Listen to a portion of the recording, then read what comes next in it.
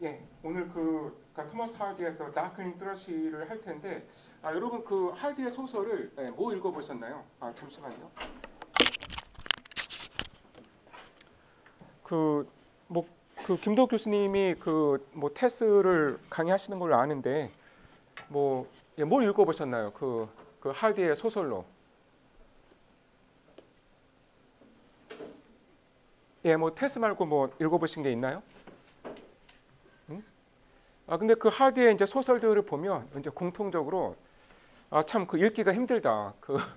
독자의 마음을 너무 그 힘들게 하는, 예, 특히 저는 그 주디 압스큐어를 읽고 이거 더 이상 못 읽겠다 이제 생각을 했었는데, 이 패시미즘이 이 소설 전반에 깔려 있는 거죠. 어떤 비관주의. 그래서 여러분 테스에서 기억이 나실지 모르겠지만 테스가 결국 사형을 당하잖아요.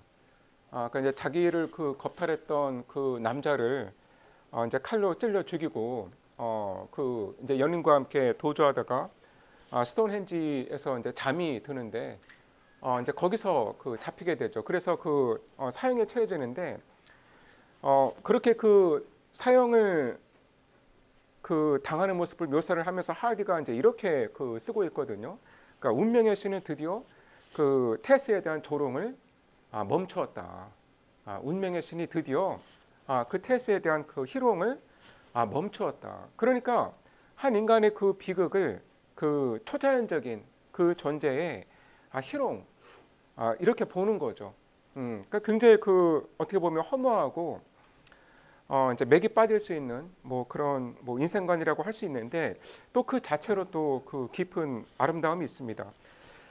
사실 시에도 전반적으로 패시미즘이 깊게 깔려 있죠.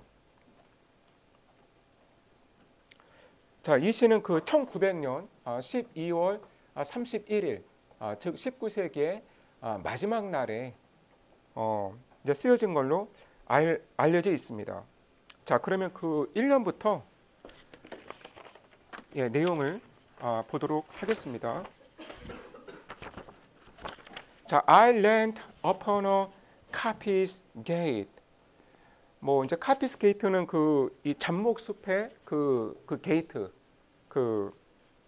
이제 문, 이렇게 해석을 할 수 있는데, 내가 잡목숲의 이 문에 기대어 있을 때, 그러니까 when frost was spectral gray. 그런데 이 서리가 마치 유령처럼, 그러니까 gray하다, 그러니까 잿빛이다, 회색이다. 예, 스펙터, 유령이 도대체 무슨 색깔인가요? 알 수는 없는데, 자, 어쨌든 이 할디는 이 언어 사용에서도 상당히 20세기적인, 그러니까 현대적인 면모를 보여주는데, 그러니까 자기가 이 어휘를 만들어낼 때가 있습니다. 그러니까 사전에 없는 이 단어들을 자신이 만들어내요. 특히 이 스펙터 그레이, 그러니까 스펙터와 그레이를 이 하이픈으로 연결해서 그러니까 새로운 의미를 만들어내고 있는 거죠. 그래서 그러니까 이 유령처럼 잿빛이다. 유령의 색깔이 뭔지 모르겠지만 어쨌든 지금 그레이라고 묘사를 하고 있습니다. 그래서 이 서리가 유령처럼 이 잿빛의 색깔이고, 그리고 and winter's dregs made desolate the weakening eye of day. 그러니까 이 겨울에 이 잔재들, 쓰레기라고 표현할 수도 있겠는데, 그러니까 이 겨울에 이 남은 찌꺼기들이 이 침침해지는 이 낮의 눈을, 그러니까 태양을 가리키는 거죠. 그러니까 점점 약해지는, 그러니까 하루 해가 지고 있기 때문에 그러니까 위크닝 하다라는 거죠. 그러니까 점점 약해지고 있는, 그러니까 침침해지는 이 하루의 눈을 적막하게 할 때에 내가 카피스케이트에 기대어 서 있었다. 자, 그런데 그 다음에 이제 이런 묘사를 하는 거죠. The tangled vine stems. 그러니까 vine은 여러분 이 덩굴이거든요. 그러니까 이 덩굴의 줄기들이, 그러니까 tangle, 엉켜 있는 거죠. 그러니까 이 덩굴의 줄기들이 뒤엉켜 있는데 이것들이 scour the sky, 그 하늘을 핥히더라. 그러니까 scour는 여기서 그 동사인데 뭐 선을 긋다, 뭐 칼자국을 내다, 뭐 이런 의미가 있습니다. 예, 그래서 지금 여러분 그 이 스피커의 이 시선에서 보면, 그러니까 이 하늘로 뻗어 있는 이 덩굴들이 서로 엉켜 있는데 그 뾰족한 이 덩굴이 그 하늘로 여기저기 그 솟아 있는 모습이 마치 그 하늘을 그러니까 스코어 하는 것 같다. 그 하늘에 칼자국을, 그러니까 선을 긋고 있는 것 같다. 이런 의미예요. 그런데 그 다음에 나오는 이 지규가 중요하죠. 그러니까 like strings of broken lyres, 마치 부서진 이 수금의 현처럼, 부서진 수금의 현처럼 이 덩굴들이 서로 엉켜 있더라. 네, 여러분 그래서 그 이 수금의 현이 지금 다 broken, 그 부서져 있는 거죠. 그러니까 이 현이 이 라이어가 지금 부서져 있고, 그래서 지금 현들도 지금 그 뒤엉켜 있습니다. 그러니까 연주를 할 수가 없는 거죠. 예, 그래서 여러분 그 이 이미지가 이제 중요한 건 뭐냐면, 여러분 그 우리가 그 뭐 좀 어려운 시였지만 그 콜리지의 The Aeolian Harp를 읽었잖아요. 그러니까 그 시의 기본적인 아이디어가 뭐였나요? 그러니까 이올리안 하프라고 하는 건 사람이 직접 연주하지 않고 바람이 연주하게끔 두는 그런 악기였죠. 예, 그래서 그 제가 그 시에서 강조를 했던 게 마치 그 이 자연으로부터 불어오는 바람에 반응해서 그 이올리안 하프가 음악을 만들어내듯이 시인의 이 마음도 자연으로부터 오는 그 영감에 반응해서 시적 창조를 하는 것이다. 예, 그래서 그 이올리안 하프와 그 시인의 마음이 비교가 되고 있는 것이죠. 자, 여기서 그 이 라이어는 바로 그 이올리안 하프를 연상을 시키죠. 그러니까 이올리안 라이어라고 이제 부르기도 하거든요. 그러니까 라이어는 원래 그 수금, 고대 그리스에서 그 연주하던 악기이죠. 예, 그래서 지금 그 이 라이어가 이 수금이 broken, 부서졌다라고 하는 것은 더 이상 자연으로부터 영감을 얻을 수가 없다라는 거예요. 더 이상 그 시적 영감을 이 자연 세계에서 찾을 수가 없다라는 것이죠. 그래서 지금 그 이 수금이 부서져 있고 이 현들도 엉켜 있습니다.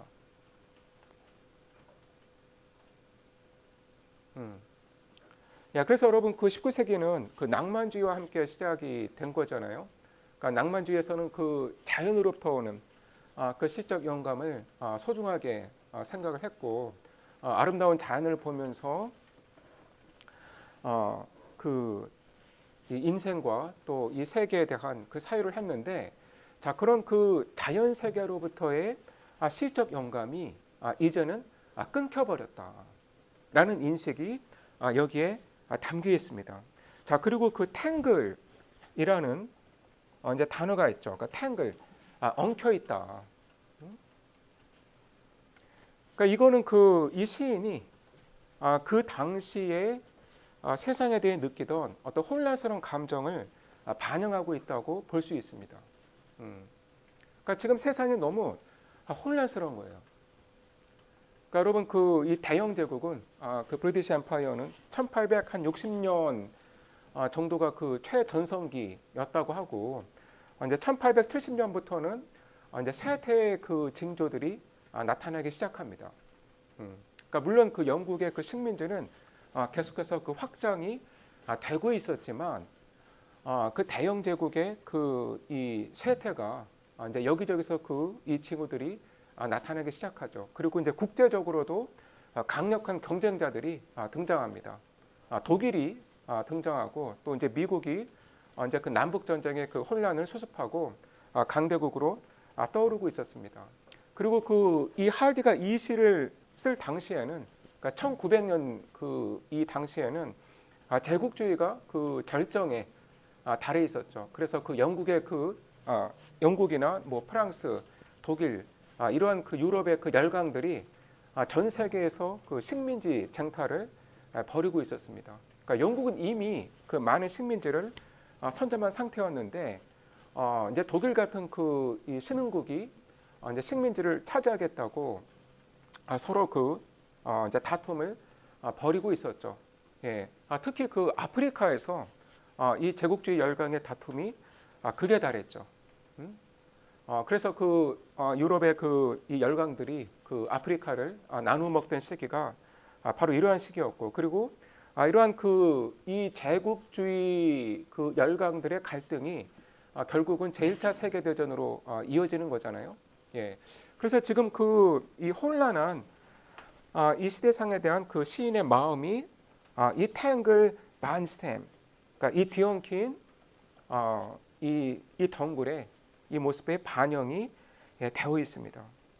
And all mankind that haunted nigh had sought their household fires. 그리고 가까이에서 그러니까 haunt, 돌아다니던 모든 사람들은 다 자기 집안에 이 벽난로 이 불을 찾아서 돌아갔다. 자, 그럼 이 바깥에 시인 혼자만 있다라는 거죠. 그러니까 다른 모든 사람들은 다 집으로 돌아갔다. 그런데 지금 이 시인 혼자만 해가 지는 이 바깥에서 이 적막한 풍경을 관조하고 있습니다. 자, 여기 혼트라고 하는 그 단어가 또 중요한 건데, 그러니까 여러분 혼트라고 하는 것은 뭐 돌아다니다, 뭐 떠나지 않다 이런 의미가 있죠. 그래서 그러니까 여기서는 그러니까 내 주변에서 돌아다니던 출몰하던 모든 사람들 이런 의미가 있는데, 자, 그런데 여러분 혼트에는 유령이 나타나다라는 그 의미도 있잖아요. 그래서 haunted house라고 하면 유령이 출몰하는 집이다 이런 의미예요. 그래서 지금 하드는 자기를 제외한 모든 사람들이 유령같이 되어버렸다. 그러니까 적어도 이 시인의 이 시선에서는 모든 사람들이 지금 유령처럼, 그러니까 죽은 사람들처럼 보이는 거죠. 왜 그러냐면 지금 19세기는 죽었죠. 그러니까 20세기가 목전에 있는데 지금 이 사람들은 여전히 19세기의 사고방식과 19세기의 이 생활, 이 스타일을 따르고 있는 것이죠. 그러니까 여전히 이 사람들의 이 생각은 19세기에 갇혀 있다. 그런데 지금 19세기는 죽었다라는 거죠.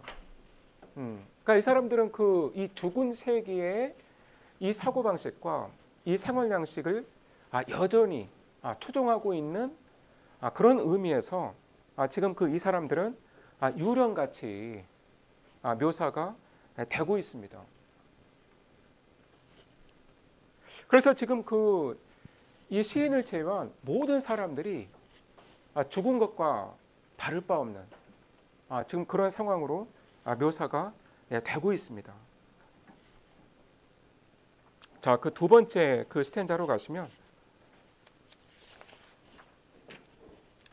The land's sharp features seem to be the century's corpse outland. 그러니까 이 대지의 날카로운 모습들이 이제 하루해가 지니까 땅의 여러 가지 모습들이 더 선명하게 시인의 눈에 들어오는 것 같습니다. 자, 그런데 이 대지의 이 모습이 그러니까 seem to be the century's corpse outland. 마치 그러니까 이 19세기의 시체가 그러니까 쭉 뻗어 있는 것처럼 보였다. 그래서 지금 이 19세기를 하드는 corpse, 시체로 묘사하고 있는 거예요. 그러니까 이 19세기는 죽었다라고 표현을 하고 있는 거죠. 그래서 이 19세기라고 하는 이 존재가 죽었는데 그 시체가 쭉 뻗어 있는 것 같은 그런 모습을 지금 그 눈앞에 이 풍경이 띄고 있었다라는 겁니다. 예, 그래서 그 다음을 보시면, 그러니까 he scraped the cloudy canopy. 그러니까 여러분 이해를 하시려면, 그러니까 이 크립트 사이에 그러니까 seem to be를 넣으시면 됩니다. 그러니까 이 seem to be가 지금 여기에도 들어가야 되고, 여기에도 들어가야 합니다. 예, 그래서 이 19세기라고 하는 이 존재의 그 크립트는 여러분 그 납골당을 가리키는 것이죠. 그러니까 이 19세기의 이 납골당은 the cloudy canopy, 그러니까 구름이 덮인 하늘로 보였다. 그러니까 canopy는 여러분 뭐 차양, 뭐 덮개 이런 의미인데 여기서는 그 하늘을 가리키는 거겠죠. 그러니까 구름이 덮인 그 하늘이 이 19세기의 납골당처럼 보였고, 그리고 또 wind his death lament, 바람은 이 19세기의 죽음을 애도하는 소리 같았다. The ancient pulse of drum and bird was shrunken, hard and dry. 뭐 이것도 그 많이 인용이 되는 그런 그 구절입니다. 그 drum은 여러분 그 싹틈, 뭐 기원 이런 의미가 있죠. 그러니까 이 싹과 이 탄생의 이 오래된 맥박이, 그러니까 이 펄스가 그러니까 was shrunken, hard and dry. 그 오그라들어서 이 딱딱하게 말라버렸다라는 거예요. 예, 다시 해설을 하겠습니다. 그러니까 이 싹과, 그러니까 drum, 이 싹과 이 탄생의 ancient pulse, 오래된 이 맥박이 shrunken, 그 오그라들어서, 그러니까 점점 그 맥박이 힘을 잃어버린 거죠. 그러니까 지금은 hard and dry, 그러니까 딱딱하게 말라버렸다라는 거죠. 자, 이 hard and dry라는 이 표현이 이제 특히 중요한데, 그러니까 여러분 한 번에 이제 그 퀴즈가 남아 있잖아요. 그리고 여러분 그 퀴즈 1과 2 점수가 다 블랙보드에 있기 때문에 이제 한번 확인을 해보시기 바랍니다. 자, 이제 마지막 그 퀴즈가 남아 있는데, 그 마지막 퀴즈를 치를 그 에세이는 바로 어떤 모더니스트가 이제 모더니즘 시에 대해서 쓴 글입니다. 그런데 이제 그 에세이를 보면 바로 그 현대 시의 언어적 특징을 hard and dry로 묘사하고 있어요. 이제 그 에세이를 보시면 그 저자가 20세기 시의 언어적인 특징을 hard and dry로 묘사를 하고 있습니다. 예, 그래서 그러니까 이 hard and dry라는 이 표현은 그 모더니즘 시의 언어적인 특징을 가리키는 표현이 되었습니다.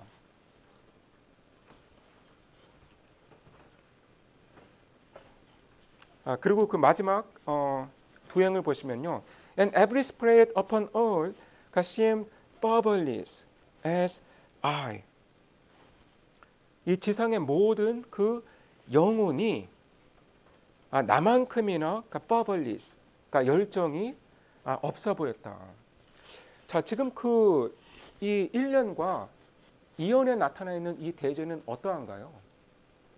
그러니까 정말 그 황량하고 적막한 그런 풍경이죠.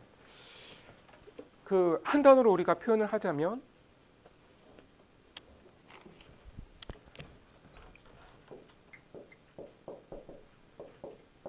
웨스트랜드를 표현하고 있습니다. 지금 이 시인의 이 시선에서 지금 19세기가 끝나가는 이 대제의 모습은 웨스트랜드라는 거예요. 그러니까 황무지라는 거죠. 자, 그리고 이 웨스트랜드는 모더니즘으로 건너가서 아주 중요한 이미지가 되죠. 여러분 T.S. 엘리엇 다 들어보셨죠? 모더니즘을 대표하는 그 시인이고, 엘리엇의 이제 가장 유명한 작품이 The Wasteland죠. 이게 이제 1922년에 나옵니다. 아까 T.S. 엘리엇이 1922년, 그러니까 1차 세계대전이 끝나고 몇 년 후에 또 웨스트랜드를 출간하죠. 그러니까 이 시가 그 모더니즘 시를 대표하는 그런 그 이 걸작으로 알려져 있습니다. 그러니까 여기서의 그 웨스트랜드는 그러니까 1차 세계대전을 겪은 서구 문명이에요. 그러니까 1차 세계대전의 그 엄청난 그 살상과 파괴를 겪은 그 유럽의 문명이 지금 그 웨스트랜드 황무지가 되어버렸다라는 거예요. 자, 그런데 그 토마스 하디가 지금 이 시에서 그러니까 웨스트랜드의 이미지를 제시를 하고 있어요.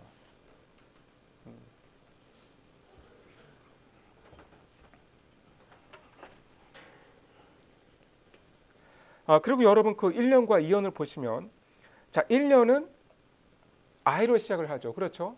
1년이 I로 시작하는데, 자, 2년은 I로 끝납니다. 1년은 I로 시작하는데 2년은 I로 끝이 납니다. 그래서 지금 그 이 I가 마치 하나의 액자처럼 1년과 2년을 감싸고 있습니다. 그러니까 이 시인의 시선으로 바라본 풍경인 거죠. 그러니까 이 시인의 그 심리가 투영된 이 대지의 모습이라고 할 수 있습니다.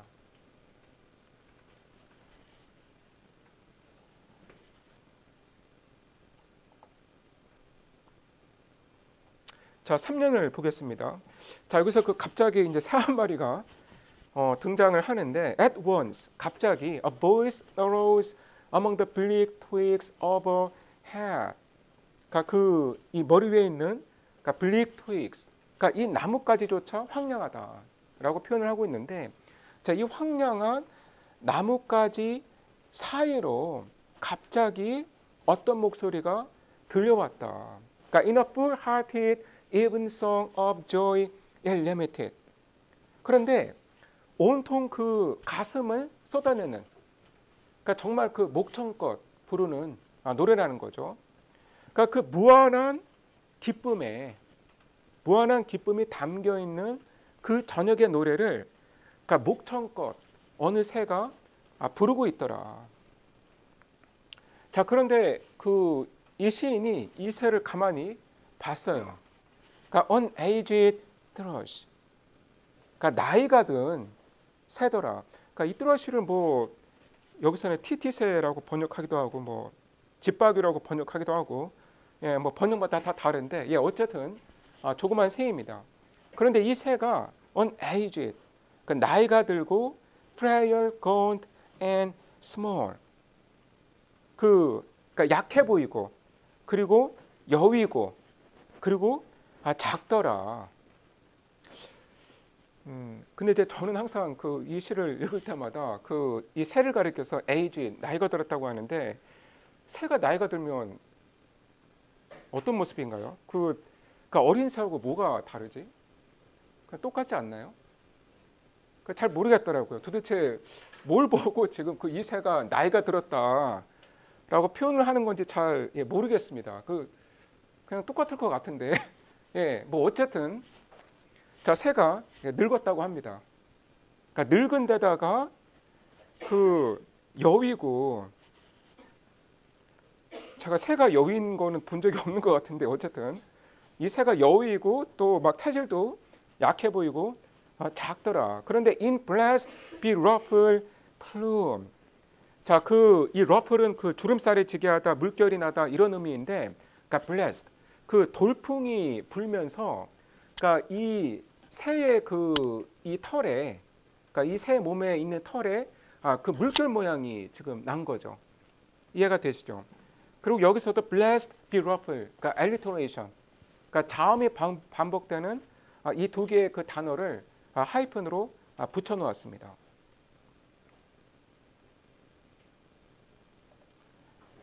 그러니까 이 blessed, 돌풍이 불면서 be ruffled, 그러니까 이 새의 이 깃털에, 털에 이 돌풍이, 그러니까 이 물결 모양이 생긴 거죠.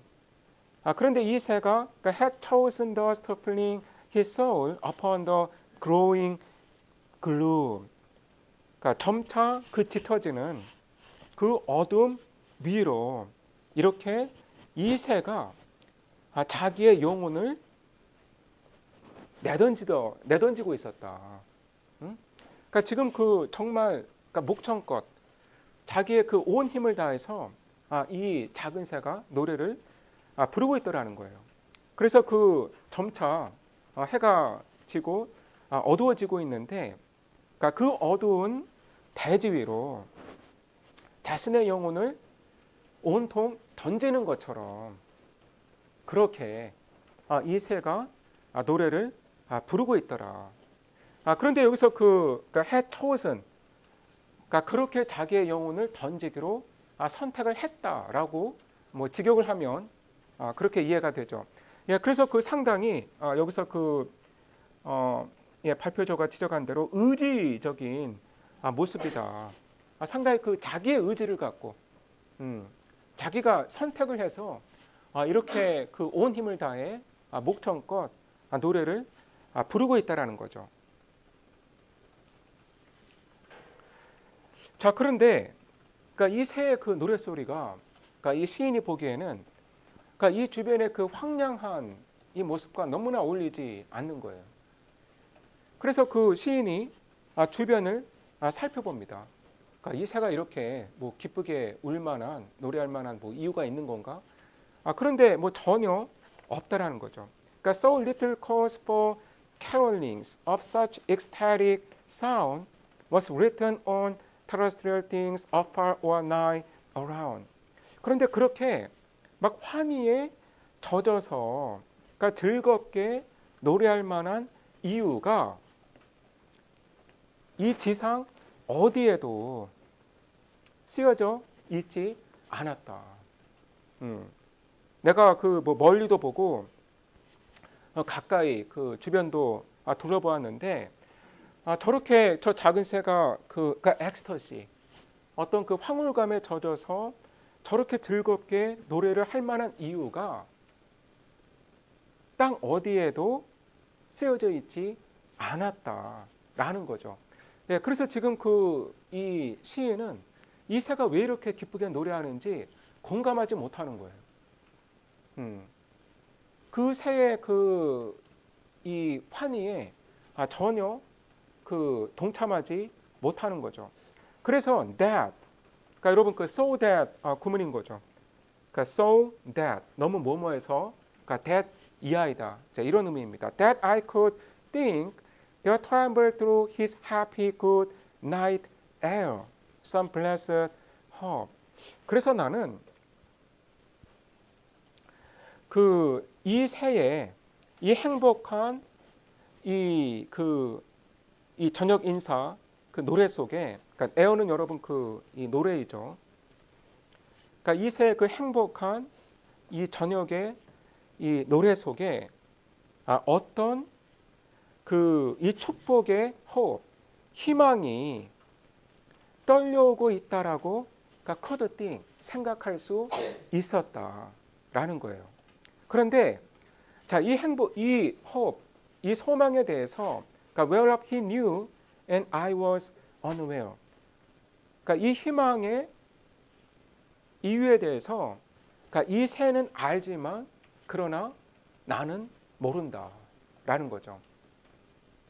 그러니까 다시 정리하자면 이 작은 새가 이렇게 이 환희에 젖어서 정말 온 힘을 다해 노래를 부르고 있는데, 정말 이 행복한 노래를 부르고 있는데 그렇게 기쁘게 노래할 만한 이유가 지상 어디에도 없다라는 거죠. 예, 그래서 지금 그 시인이 그러니까 could think 이렇게 추측을 한다라는 거예요. 그러니까 여러분 이 could think가 상당히 어조가 약한 표현이잖아요. 그러니까 내가 그렇게 생각을 할 수 있었다. 뭔가 단정을 지금 하고 있는 게 아니죠. 그러니까 추측을 하고 있을 뿐입니다. 예, 그래서 어떤 축복의 희망이 이 새의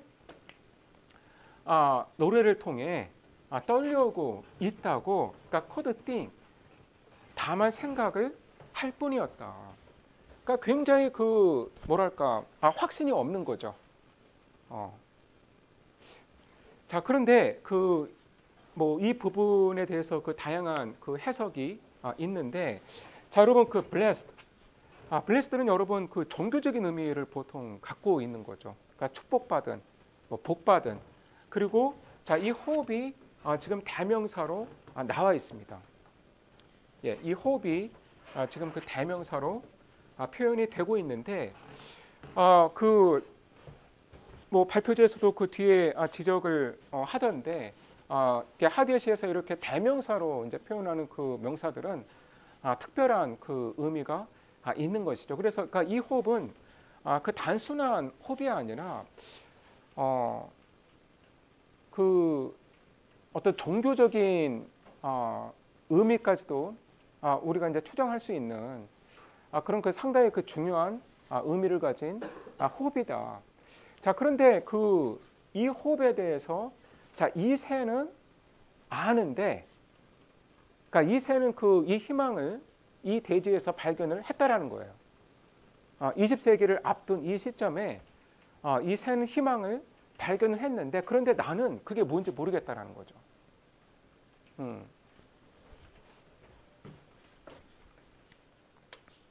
예, 그래서 지금 그 20세기에 대한 그 하디의 이제 복잡한 그 이제 심경이 여기서 나타나 있습니다.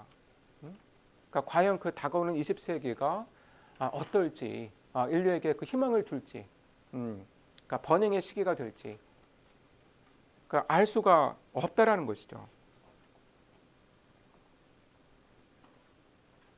자, 그 이 해석에 대해서 제가 코멘트를 좀 더 하고 싶은데, 그러니까 19세기의 종말을 보며 그 패시미스틱 했지만 또러시를 보고 20세기로 나아가려는 그러니까 optimistic한 의지를 얻는다.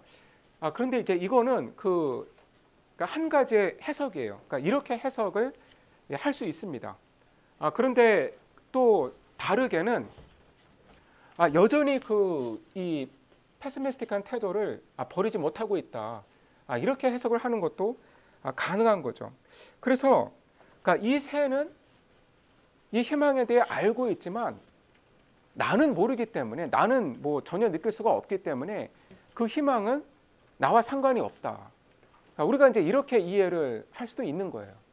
네.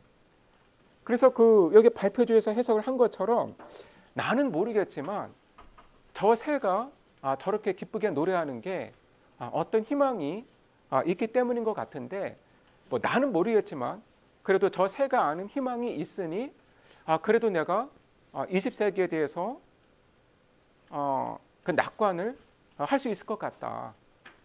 그러니까 이렇게도 해석을 할 수 있지만, 또 이제 반대로 뭐 저 새는 알지만 나는 모르기 때문에 저 그 호흡은, 저 희망은 나와는 무관하다. 그러니까 이렇게 이제 우리가 이해를 할 수도 있는 것이죠. 예, 그리고 그 이 뚜러시에 대해서 지금 그 이 발표조에서 그러니까 오드 투어 나이팅게일, 원래 그 나이팅게일 앞에 그 관사 A가 들어가야 하거든요. 그러니까 오드 투어 나이팅게일을 언급을 하고 있는데, 예, 그 사실 이제 이 시는 그 키츠의 오드 투어 나이팅게일을 정말 아주 뚜렷하게 인유를 하고 있습니다. 그러니까 오드 투어 나이팅게일에 대한 이야기는 그 지난주에 배웠던 더 스칼렛 집시에서 제가 했었는데, 이제 그 시에서도 오드 투어 나이팅게일을 그 이제 인유하는 그런 구절이 있었죠. 그러니까 여러분 그 이 시의 내용이 뭐 제가 예전에 간략하게 말씀을 드렸지만, 그 이제 키츠가 그 나이팅게일의 노래를 들으면서 이 나이팅게일의 그 환희를 키츠 역시 함께 느끼는 그런 그 내용을 담고 있습니다. 그러니까 이 시에 보면 나이팅게일이 그 아주 그 환희에 젖어서 노래를 하는데, 키츠 역시 그 환희에 공감하면서 이제 그 지극한 행복감에 이르게 되죠. 그래서 여러분 그 이 시의 내용과 그러니까 키츠의 이 오드 투 나이팅게일과 이 하디의 이 시는 대조가 되는 거죠. 그러니까 키츠는 이 새의 노래를 들으면서 함께 그 환희에 젖었는데 지금 하디는 이 새의 노래를 들으면서도 전혀 그 새의 그 환희에 공감하지 못하는 거예요. 그래서 이렇게 그 지금 낭만주의와 지금 그 대조가 되는 모습이 나타나고 있습니다. 그러니까 두 가지 측면에서 그렇게 되는 거죠. 아까 제가 설명했던 그 이올리언 하프, 그러니까 그 콜리지의 그 이올리언 하프라는 그 시가 있는데 지금 그 하드는 그러니까 broken lyres, 그 깨어진 수금을 묘사하고 있고, 그리고 키츠는 나이팅게일의 노래를 들으면서 무한한 기쁨에 젖어들었는데 하드는 뚜러시가 왜 저렇게 기쁘게 노래하는지 나는 정말 이유를 모르겠다. 이제 그렇게 말을 하고 있는 거죠. 참고로 그 제가 예전에 그 이 수업에서 오드 투 나이팅게일을 그 가르쳤는데 이제 학생들이 이제 너무 힘들어하더라고요, 이 시는. 그래서 지금은 하고 있지 않습니다.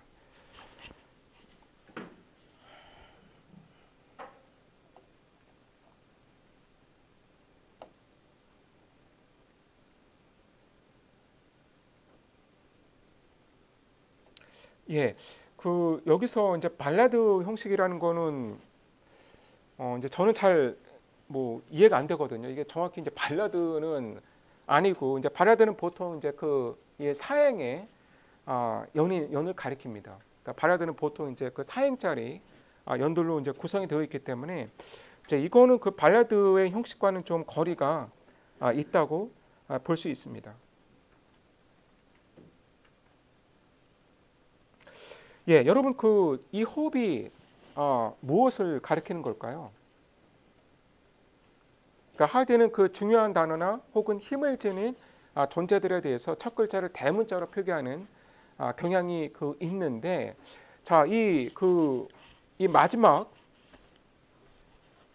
이 부분에 나오는 그러니까 blessed hope, 그러니까 이게 도대체 그 뭘까? 그러니까 왜 그 blessed라고 하는 종교적인 그 의미를 가진 이 형용사가 붙은 것일까? 그리고 왜 대문자일까? 뭐 이거에 대해서 뭐 이제 각자 또 해석을 해볼 수 있겠습니다. 디스커션 퀘션이 있는데, 자, 이 시는 전체적으로 과거형을 사용하고 있다. 그러나 시의 창작 시기를 고려하면 시의 핵심 주제인 그 19세기 빅토리아 시대의 끝은 현재 진행되고 있는 일이다. 그럼에도 전부 과거 시를 사용한 특별한 이유가 있을까? 그러니까 지금 그 이제 19세기가 죽었다라고 지금 선고를 하고 있는 거죠. 그래서 지금 그 이 시인의 마음속에 이미 19세기는 지나간 것이고 이제 20세기로 들어가고 있는 것이기 때문에 지금 그 과거형을 뭐 사용하고 있다고 볼 수 있고요. 뭐 답변을 읽어보시면 그러니까 무엇이라고 서술한 것에서 과거에는 몰랐으나 지금은 그 뚜러시가 아는 그러니까 blessed hope을 시인도 알고 있다는 희망적인 해석이 가능하다. 그런데 이제 이거는 그 여러 가지 해석 중에 하나가 될 수 있습니다. 그러니까 이로부터 희망을 가지고 다가오는 새로운 세계를 향해 나아가 보겠다는 시인의 의지를 느낄 수 있다. 그리고 이제 두 번째 질문을 보시면, 그러니까 12월 31일, 그러니까 당시에는 아직 빅토리아 시대의 종말이 예견되지 않았을 것임. 또한 그는 산업혁명으로 농촌 사회가 파괴되는 모습과 여러 병폐들을 마주하면서 그 당대에 대해 비판적인 입장을 취하게 되었다. 그러니까 황폐화된 농촌의 풍경을 보면 이 세기가 끝나더라도 다음 세기에 원래대로 회복될지는 알 수 없기 때문에 새로운 시대에 회의적이었던 것이다. 그렇다면 과연 하디는 빅토리아 여왕이 1901년 1월 22일 사망하면서 맞게 되는 빅토리아 시대의 종말에 대해서는 기뻐했을까? 뭐 잘 모르겠습니다. 뭐 특별히 뭐 기뻐할 이유도 없고 뭐 슬퍼할 이유도 뭐 없을 것 같은데, 뭐 여전히 그 하디의 회의적인 그 태도는 이제 계속되지 않았을까, 이제 이렇게 이제 추측을 하고 있네요. 자, 그 여러분 그 이 시가 이제 상당히 그 중요한 시이기 때문에 그 한번 좀 다시 읽어보시면서 모르는 부분이 있으면 저한테 질문을 하시기 바랍니다. 그리고 뭐 제목에 대해서 제가 코멘트를 한마디 하자면 The Darkling Thrush잖아요. 그런데 이 darkling은 그러니까 in the dark의 의미를 갖고 있습니다. in the dark. 그러니까 the thrush in the dark. 그러니까 어둠 속의 새라는 의미이죠.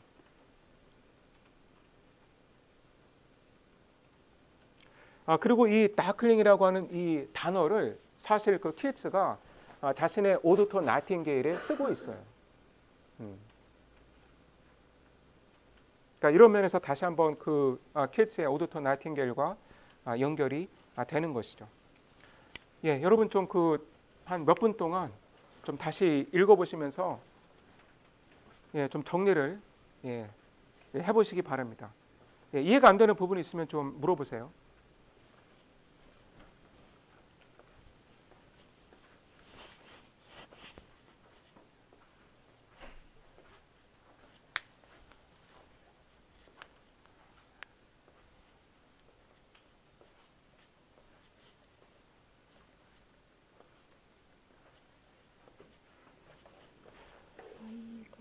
I로 시작되면서 I로 끝나서 예. 액트처럼 보는 예. 뒤에 뭐라고 설명을 하셨나요? 그가 그 어떤 이제 시인의 시선으로 이제 대지를 보고 있는 거죠. 그러니까 시인의 어떤 이 심리가 투영된 이제 자연의 모습을 1년과 2년에서 제시를 하고 있습니다.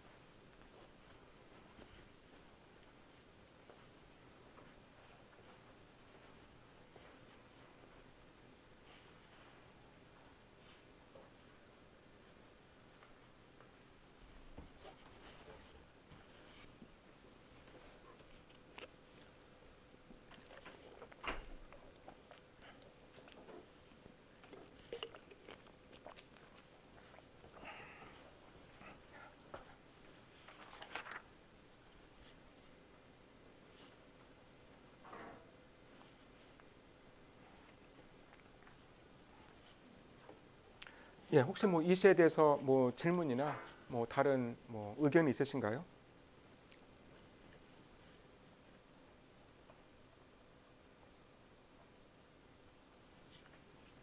하디도 20세기를 맞으면서 그러니까 뭔가 그 희망을 이제 가져보려고 하지만 그러니까 지금 그 이제 당시의 시대 상황이 너무나 이제 혼란스럽고 뭔가 이 혼란의 이 상황에서 어떤 그 행복한 이 세계를 만든다라는 게 이제 그 하디 나름대로는 좀 이제 힘든 일이었던 것 같습니다. 자 그렇다면 자 하디의 시를 우리가 한 편 더 읽는데 자 그런데 제가 더 다크닝 트러시를 가리켜서 여러분 잠시만요. 그러니까 이 시가 더 다크닝 트러시는 형식적으로는 전통시이지만 그 내용에서는 20세기의 그 어떤 특징을 갖고 있다. 이제 그렇게 설명을 했었는데 자 다음에 읽은 그 하디의 시는 The Convergence of the Twain이라는 시거든요. 자 그런데 이걸 보면 자, 이 1912년에 쓴 이 시에서는 형식적으로도 완전히 현대시가 되죠. 그렇죠? 그러니까 지금 이 1행과 2행은 짧고 그리고 이제 3행은 긴 그런 이 모습을 취하고 있습니다. 예, 그래서 한 10년 정도의 기간을 걸치면서 할디가 완전히 모더니즘 시인으로 변모했구나. 이제 우리가 이거를 알 수가 있는 거죠.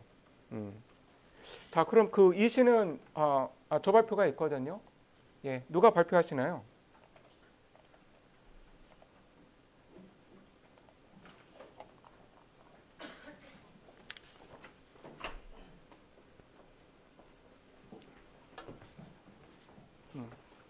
잠깐만요.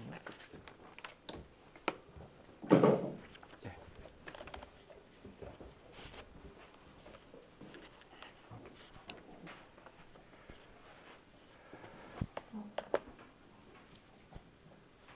안녕하세요. 오늘 발표를 맡게 된 윤채원, 김수미, 안유빈, 서지민입니다.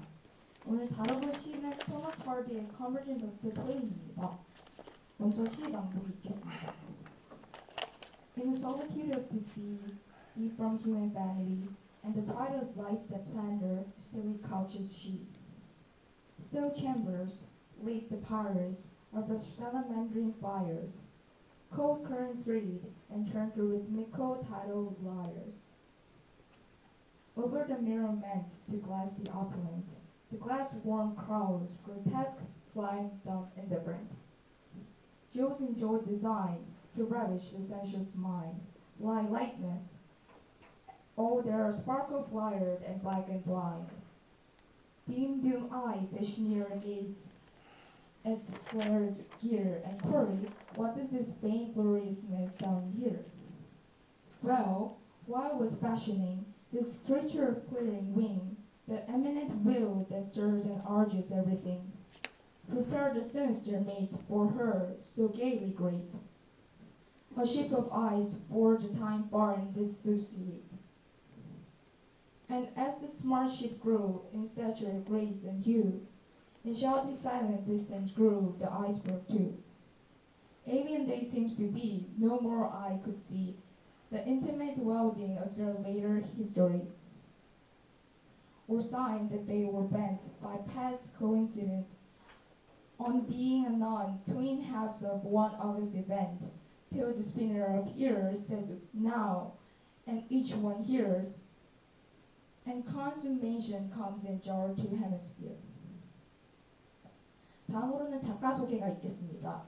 토머스 하디는 1840년부터 1928년까지 살았던 빅토리아 시대의 대표 소설가이자 시인으로 영국 도시의 작은 마을에서 태어났습니다. 그는 이후 잉글랜드 남서부 지역, 즉 전시에서 담던 웨스트이라는 지역에서 자라게 됩니다. 그는 서공의 아들로 태어나 지역학교를 다니다 16세의 나이에 건축가 밑으로 들어가 배움을 얻게 됩니다. 그 후 런던 건축 사무실에 들어가 고딕 양식 건축의 선도자인 건축가들과 일하게 되며 소설과 시를 접하고 이후 본격적으로 작가이자 시인으로서 길을 걷게 됩니다. 하디의 작품은 빅토리아 시대의 모더니즘의 주 성향을 나타내는데 앞서가 발표한 도덕적인 형식을 중요시하는 빅토리아 사상이 묻어나는 The Darkling Thrush에 반해 The Convergence of the Twain은 회의적인 모더니즘 사상이 많이 묻어난다고 평가받습니다. 그는 조지 엘리엇의 소설과 윌리엄 월스워스의 시의 영향을 많이 받았다고 평가됩니다. 그의 대표작으로는 테스가 있습니다. 다음으로 이 시가 쓰여진 시대적 배경에 대해 설명하겠습니다. 1912년 4월 12일 타이타닉호는 사우스샘프턴에서 2200여 명의 인원을 태우고 첫 항해를 시작했습니다. 타이타닉호는 당시 최대 여객 증기선이었고 4일 뒤인 14일 빙산과의 충돌로 인해 충돌하기 시작하여 15일 약 2000여 명의 탑승객 중 1500명이 넘는 사망자를 냈습니다. 이 시는 타이타닉 침몰 기념 1개월 뒤인 24일 날 출간된 오페라 하우스에서 진행된 기금 행사의 일부였습니다.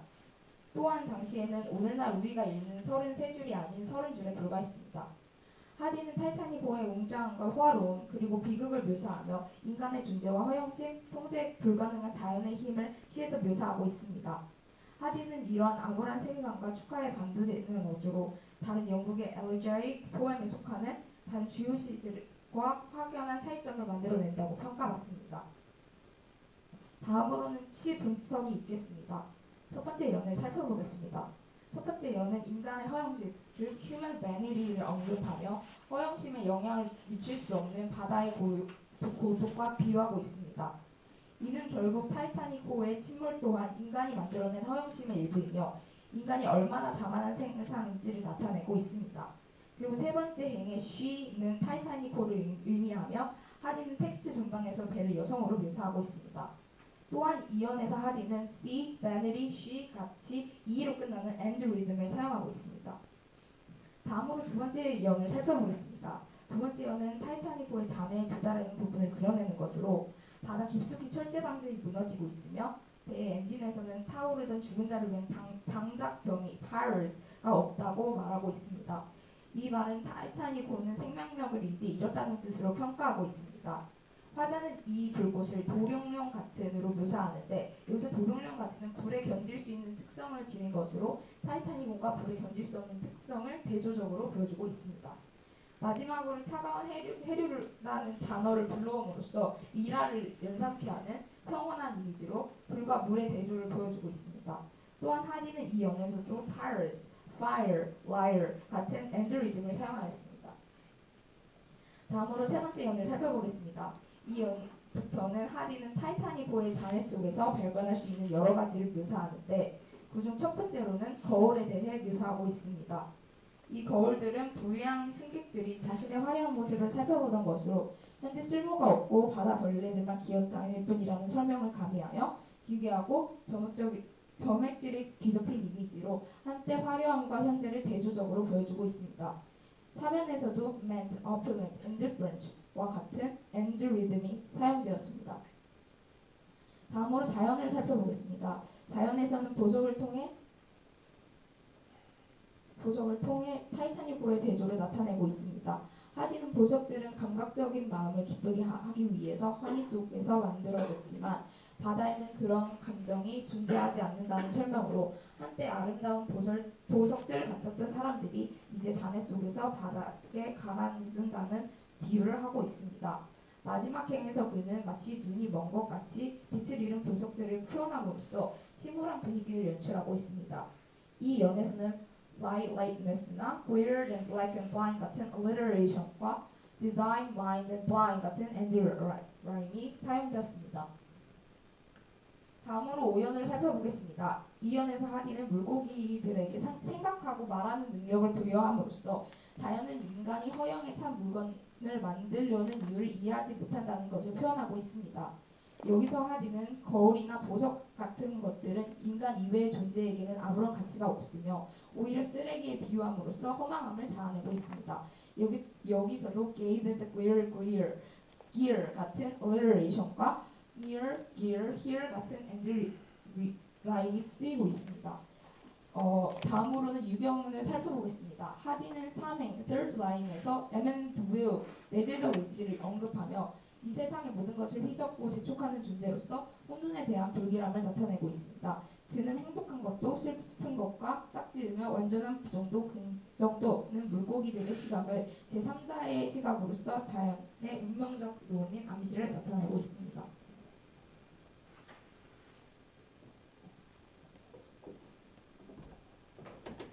다음으로 측면을 살펴보겠습니다. 측면은 비와 얼음의 결합에 대한 언급을 하고 있습니다. 이 연에서는 내재적 의지, 이미니트 윌이 배를 위해 준비한 불길한 짝, 미스터 메이트가 등장합니다. 여기서 쉐퍼바이스, 즉 빙산은 배의 비극적인 운명을 상징합니다. 중요한 점은 late, really great, 쉐이프와 같은 단어들의 에소넌스로 시의 음악적인 리듬을 더하고 동시에 불길한 분위기를 조성한다는 것입니다.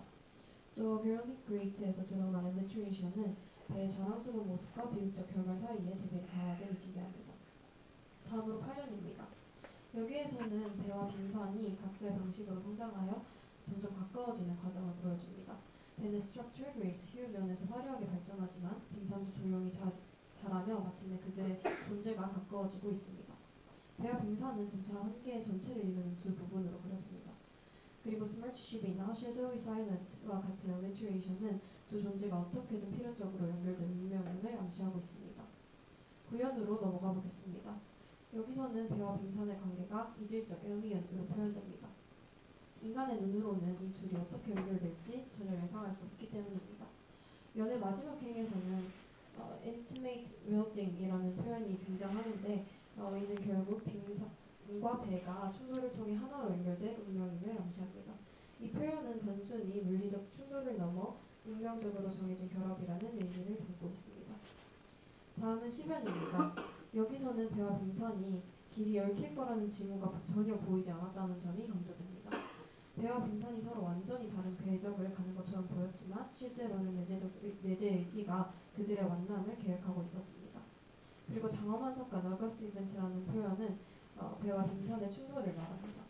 배에 탄 모든 사람과 전 세계 사람들의 마음속에서는 이 사건이 매우 먼 가능성으로 여겨졌습니다.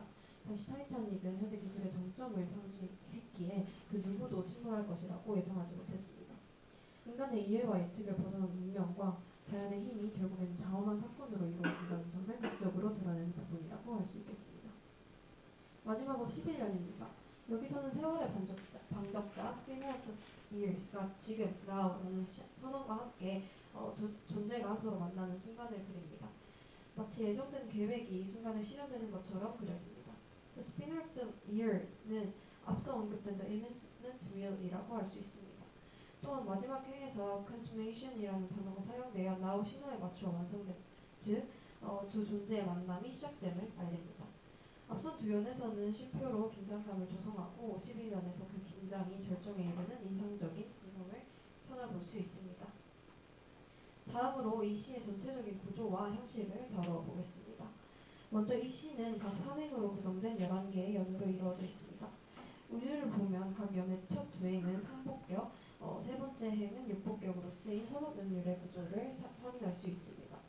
그리고 운율 체계를 보면 각 연의 운율이 계속해서 변합니다.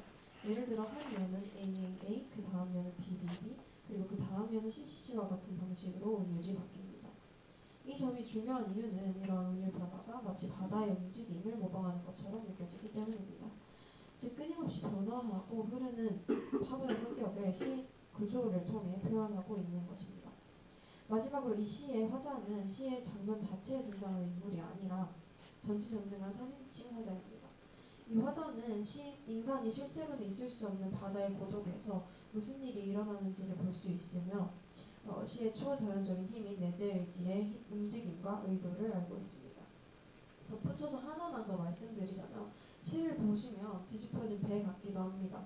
조이조가 시를 분석하는 과정에서 이러한 시의 형식이 시인의 건축에 대한 관심을 반영한 것이 아닌가라는 생각을 하기도 하였습니다. 여러분들이 보시기에는 어떠신가요?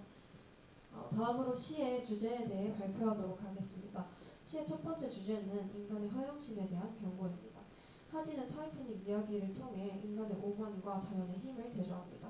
당시 타이타닉의 몰락은 인간의 자만심과 사회적 사치의 결과로 묘사됩니다. 시의 화자는 인간이 만든 배를 둘러싸고 있는 무관심하면서도 파괴적인 자연 환경을 묘사하여 그 허영심을 강조합니다. 시의 두 번째 주제는 운명과 인간의 무력감입니다. 하디의 시는 두려움이 가득한 세상을 묘사합니다. 그는 크게 두 가지 시각을 보입니다. 첫째, 이 세상은 예정된 운명을 가졌으면서도 예측 불가능한 것으로 드러납니다. 즉 특정 사건들은 일어나기로 예정되어 있지만 인간은 이를 예상하거나 대비할 수 없습니다. 둘째, 인간의 운명을 지배하는 힘의 존재를 암시합니다.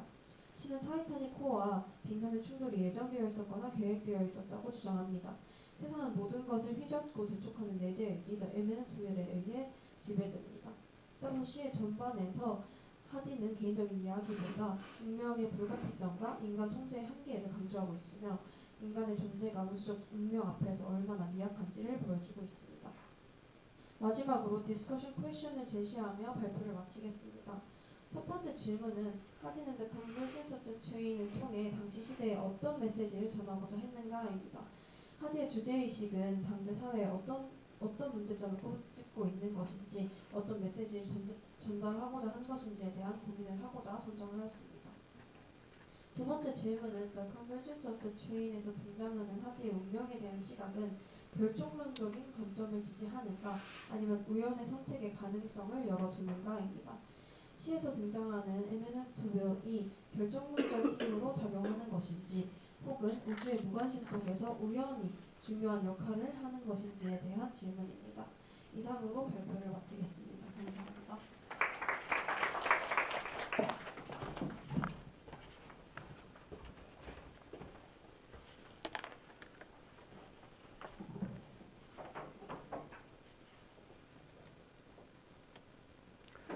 예, 그 이제 The Convergence of the Twain. 그러니까 이제 제목의 의미는 여러분 뭐 시를 읽고 나시면 이해가 이제 되는데, 그러니까 요새 그 트웨인은 이 타이타닉호와 빙산입니다. 예, 요새 그 트웨인은 타이타닉호와 빙산이다. 그래서 이 둘은 사실 쌍둥이였다. 그래서 그 각기 다른 장소에서 생겨난 쌍둥이였고, 그리고 이 둘은 만날 수밖에 없는 운명이었다. 그런데 그 만남이 뭐냐면 그 컨버전스가 바로 이 타이타닉호와 이 빙산의 충돌이라는 것이죠. 그리고 이제 무려 1,500여 명의 이 사망자를 낳은 이제 그 참사가 그 참사가 바로 이 쌍둥이의 만남이었다라는 거예요. 자, 여러분 이 시가 여기 굉장히 그 발표조에서 뭐 이제 배경이라든가 또 각 연에 대한 설명, 또 형식, 주제 이런 거를 아주 잘 소개를 했는데, 자, 이게 원래 어떻게 쓰여졌냐면, 그러니까 이 타이타닉호의 그 희생자들을 위로하는 그 자선 행사가 열렸는데, 그 피해자들을 위한 재난 기금을 위해 낭독될 시를 써달라고 요청을 받았다. 그런데 이제 제가 알기로는 이 시가 그 처음에 어떻게 나왔냐면, 그러니까 이 자선 행사의 그 프로그램이 있잖아요. 그러니까 그 행사의 어떤 그 순서를 적어놓는 이 종이가 있죠. 그렇죠. 그 프로그램이라고 하죠. 그런데 그 프로그램에 인쇄된 시였다고 합니다. 그래서 이제 이 그 자선 행사에 이제 참석을 하는 사람은 이제 식순이 적혀 있는 이 팜플렛, 뭐 팜플렛이라고 해야 될 것 같은데, 이 팜플렛에서 이 하디의 이제 시를 볼 수가 있었다라는 거죠. 자, 그렇다면 이제 이 시는 그 희생자의 가족들에게 하디 나름의 그 위로를 전하기 위해서 쓰여진 시 같은데, 과연 이 시를 읽고 이 희생자의 그 가족이나 친지, 친구들이 위안을 받았을까? 이게 과연 좀 위안이 되는 그런 내용의 시인가? 예, 그거는 우리가 좀 생각을 좀 해봐야죠. 과연 자선 행사의 그 프로그램에 넣는 게 적절한 시였나? 이제 이것도 한번 여러분 그 생각을 해 보시고요. 그리고 이게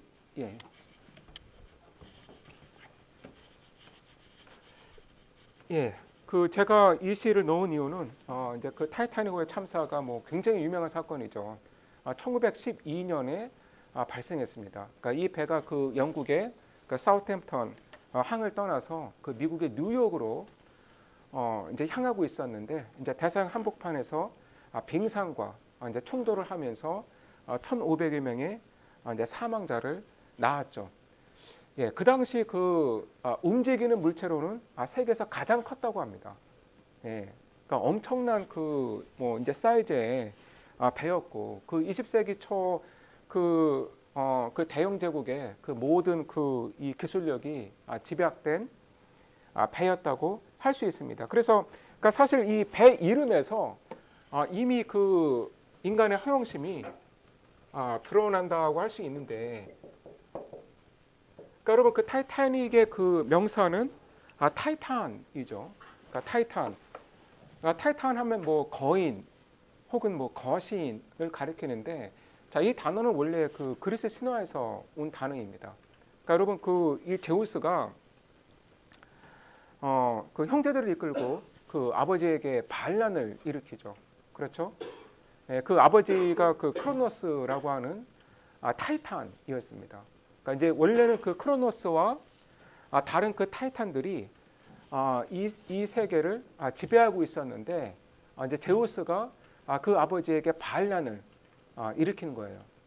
그래서 그 형제들과 힘을 합쳐서 그 아버지 크로노스와 그 다른 타이탄들을 제압을 하고 자기가 그 이 올림포스의 이 왕이 된 것이죠. 예, 그래서 그 타이탄 하면 그러니까 거신, 그러니까 거인 이런 존재이고 이 배의 이름을 그 타이타닉이라고 이름 붙인 것도 그러니까 이 배의 그 사이즈를 강조를 하기 위함이었죠.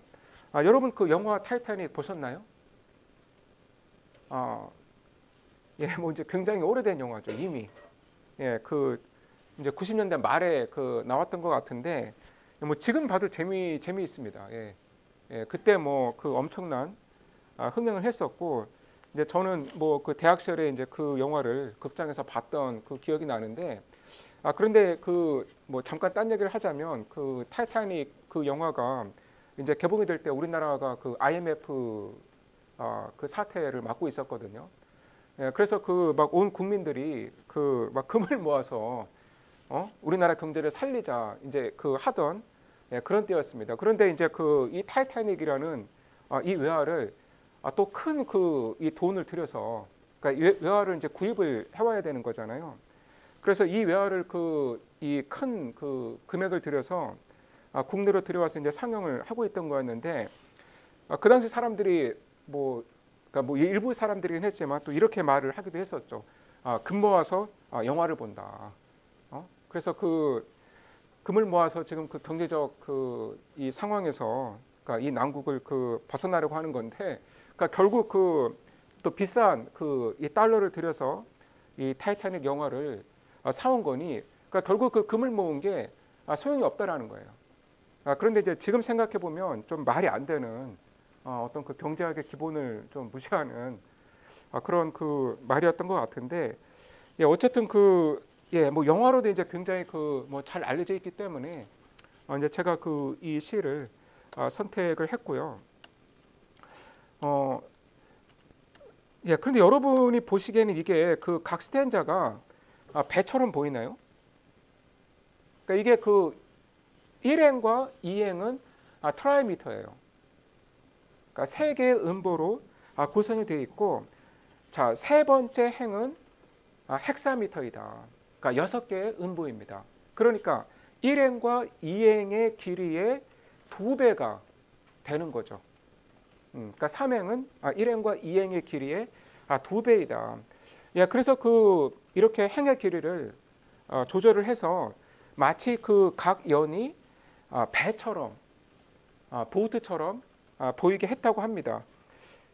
그러니까 뭐 저는 잘 모르겠고요. 뭐 그 보트라고 이렇게 해설을 해놓은 걸 보니까 뭐 그런가 보다. 뭐 이제 이렇게 이해를 하게 되더라고요. 자, 그러면 그 내용을 이제 시간이 거의 다 됐는데 보도록 하겠습니다. 그러니까 In a solitude of the sea. 그러니까 이 외로운 이 적막한 바다 속에서, 그러니까 deep from human vanity. 그러니까 인간의 허용으로부터 멀리 떨어져서, 그러니까 바다 속에 그 이 배의 잔해가 있는 거죠. And the pride of life that plunder still couches she. 그러니까 그 시인은 여러분 그 이 배를 가리키는 것이죠. 그러니까 타이타닉 호를. 그러니까 이 타이타닉 호를 설계한 그 인생의 자만으로부터 멀리 떨어져서 이 배가 고요히 누워 있다. 예, 그래서 그 신텍스가 약간 복잡한데, 그러니까 그 이 deep from이 human vanity에도 걸리고 the pride of life에도 걸리는 겁니다. 예, 그래서 그 인간의 허영으로부터, 그러니까 deep, 그 멀리 떨어져서, 그리고 역시 이 배를 설계한 그 인생의 자만으로부터도 멀리 떨어져서, 그러니까 이 바닷속 깊숙이 이 배가 누워 있다.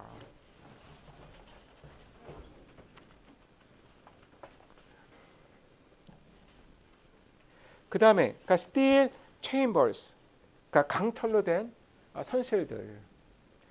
그 하드는 뭐 이게 이 지금 바닷속으로 침몰한 이 타이타닉호의 모습을 보지도 않았으면서도 상상력으로 지금 아주 실감나게 묘사를 하고 있죠. 그러니까 이 강철로 된 선실들, 그리고 later piles of her salamander fires cold currents dread. 그러니까 이 차가운 해류가 이 장작 더미 사이로 헤치고 지나간다. 그러니까 여러분 그 여기서의 그 thread는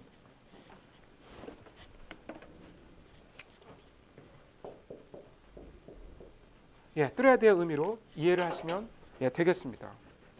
thread는 thread의 의미로 이해를 하시면 됩니다. 이게 뭐 몸의 사이를 헤치고 지나가다 이런 의미죠. 그러니까 이것도 그 신텍스가 약간 복잡한데, 차가운 그 해류가 헤치고 지나간다라는 거예요. 그런데 뭘 헤치고 지나가는 건가? 그러니까 later piles, 그러니까 이 장작더미 사이를 헤치고 지나간다라는 거죠. 그런데 이게 지금도 장작은 아니고 예전에 그 장작이었다라는 거죠. 그리고 of a salamander fires, 그러니까 이게 그 전설에 나오는 그 뭐 불도마뱀인 것 같은데, 그러니까 그러니까 전혀 이제 불에 타지 않는, 불에 이제 그 상하지 않는 도마뱀이라고 합니다. 그래서 이 불도마뱀의 불길처럼 이 타오르던 이 장작더미 사이로 이 차가운 해류가 지나간다라는 거죠. 그리고 turn to rhythmic tidal lyres. 그러니까 이 리듬을 타는 이 유동적인, 그러니까 흔들리고 있는 그 이 조수의 그러니까 lyres, 수금으로 그러니까 turn, 몸을 돌린다. 역시 여러분 그 이 turn의 주어는 그러니까 cold currents입니다. 그러니까 cold currents가 주어이고, 그러니까 여기에 그 두 개의 동사가 달려 있는 거죠. 그 thread와 turn입니다.